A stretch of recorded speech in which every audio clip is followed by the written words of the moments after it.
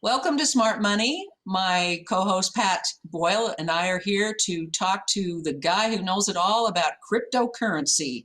And in case you don't, he's going to explain it.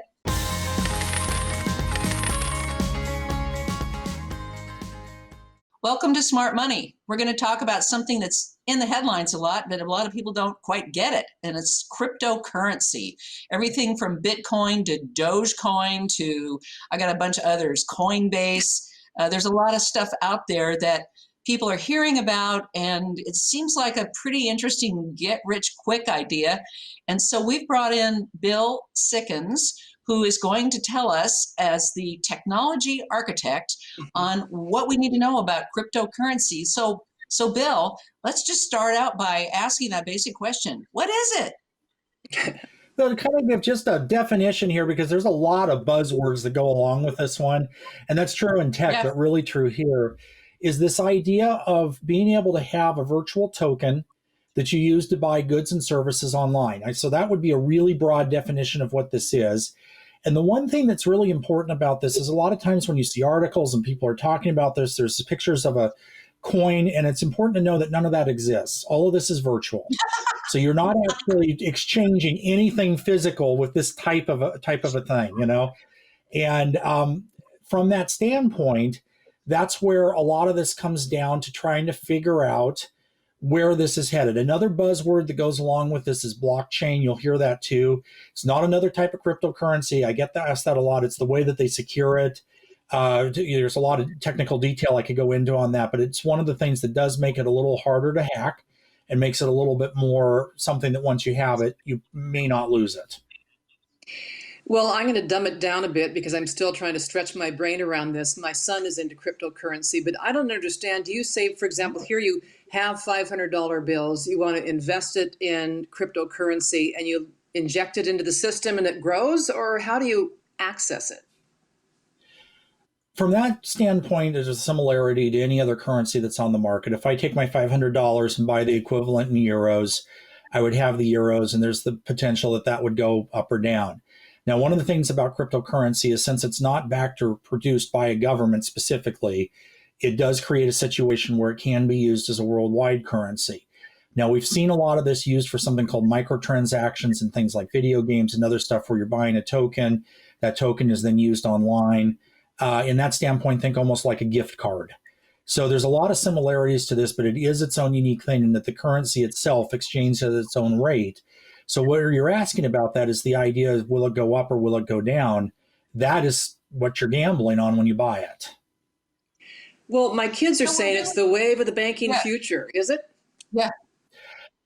You know, I look at the history of currency, and any currency that's ever been made that does not have a backing of anything has never been successful.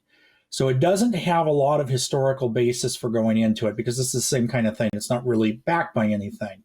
However, with the internet, we're in a very different situation than we have been in the past. And being that this is something that could be used worldwide, that possibility does exist. I'm not hedging the question, but the reality is the experts really don't know yet if this is a fad or if it's something that's actually going to catch on and we're going to see all over the place in the next 10 years. So there's two ways to think about this. One is that it could be your bank account or your bank, but the other part of it is the investing part of it. And I read a headline in Bloomberg not long ago that says, we should not let China mint the digital currency of the future. And so that sounds like more on the banking side of it. So what do they mean about not letting China get ahead of us? The concern with this is any one government having control over what could become a worldwide used currency. So there's a concern. China's one of them. Russia's another one that is talking about going crypto and that same type of thing. And here in the United States, we do seem to be a little bit behind the mark on this. So for something that's coming up, our regulators and that type of a thing haven't really embraced this yet and are now just starting to get into the idea of setting policy about it. Whereas some other countries, specifically China, according to Bloomberg, is a step ahead of this. And the concern is that they create something that becomes a de facto world standard, but now they have control over the currency. As an investor, I mean, buying $60,000 in Bitcoin seems expensive and risky. Is there a lower risk way to invest in cryptocurrency? One thing to keep in mind is you don't have to buy a whole Bitcoin. So you can buy portions of it. So you don't actually have to put out $60,000 to buy a Bitcoin. And a lot of regular sites, PayPal being one of them, now allow you to deal in cryptocurrency. So you can get segments of it. You could invest $10 if you wanted to. And the thing of it is on something like this, the value does change. And I've seen everything across the board that it's going to hit $1 million a coin value to where it's going to completely crash and everything in between. $60,000 is a lot higher than a lot of people thought this would go. And it is continuing to go up, at least for right now. But the stability of it, in my opinion, is a lot riskier than things like an investment in the stock market and that type of thing. So you want to be careful. And I would definitely recommend not using money that would be a problem if you lose it. So if you buy some Bitcoin, say you buy $100 worth, and that $100 goes away, it should be treated the same way as if you go to a casino right now in Vegas and gamble it. I'm glad you said that, because that's kind of where I'm coming from. It's got to be investment money that you don't mind losing completely, kind of like going to the casino. So I'm sharing a downstairs study with my grandson, who just sent me a little 5-minute video on blockchain. And it was a really interesting and simple way to understand what blockchain is all about, which is a real key part of the cryptocurrency universe. And so I'm wondering, for people like me who don't really get it, are there some places that you could send us that would help us understand this whole thing in kind of simple language? There's actually a couple of options for that. To speak to blockchain to begin with and just kind of give the short version of that. One of the big things here is keeping the transactions secure and logging them. So when you buy a Bitcoin, you don't want someone to be able to steal it, that type of a thing. And this is true for all cryptocurrencies. So blockchain is simply a distributed system of computers that stores these transactions in a lot of different places.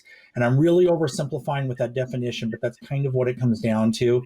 So if one part of it gets hacked, the rest of the system is still secure. And then there's another step of it that if a piece of it is changed, you should be able to tell. This is being tested and for the most part is held to be true. But as far as learning about blockchain and cryptocurrency and all of the different things that goes along with this, there's a lot of different options. Forbes magazine, as a for example, has some different classes that they recommend, and you can look those up online. NerdWallet has a good article on this that really gives some very basic explanation on how to get involved if that's something you choose to do. But again, do your research on it. Don't just jump into it, because it is something that does carry a lot of risk. And even the experts don't know where that's going to end up. I have a couple more questions that just occurred to me.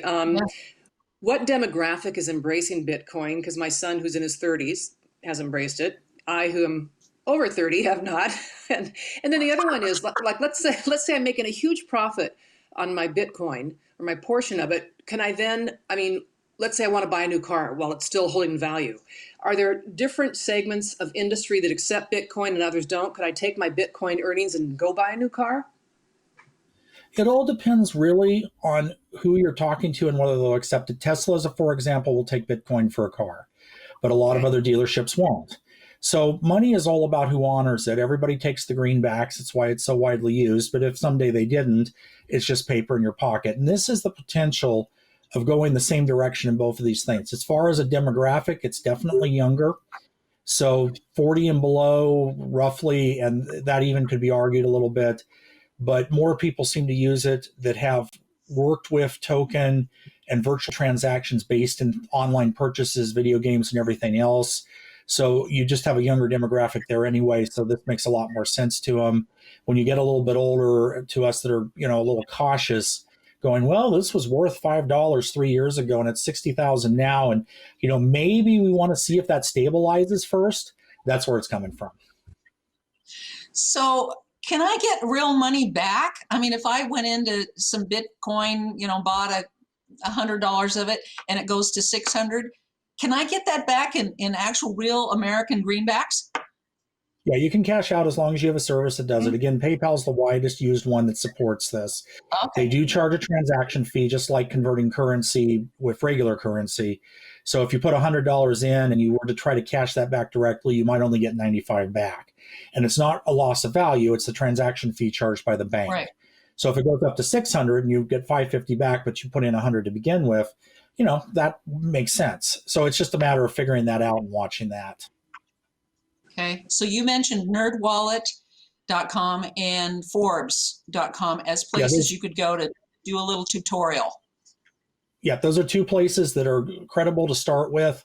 And Forbes actually has a list of online classes you can take. A lot of them are free. There's even a service out there where you'll earn Bitcoin while you're learning about it. So there's a lot of different ways to do that and be able to get into it. It's just a matter of what works for you.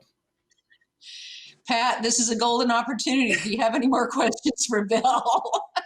Well, maybe I'll make a $5 investment and get back to you, see how it grows. Okay. Yeah, let me know what happens with that. But I would stay at the $5 for right now. Okay. We've been talking with Bill Sickens, the technology architect, about Bitcoin and cryptocurrency. I can't even say it, cryptocurrency. And we want to thank you so much for being with us, because I really did learn a lot, and I'm a little bit more sure about what I want to do and what I don't want to do. So there is a way to put your toe in the water without having to buy that $60,000 coin. So thanks, Bill.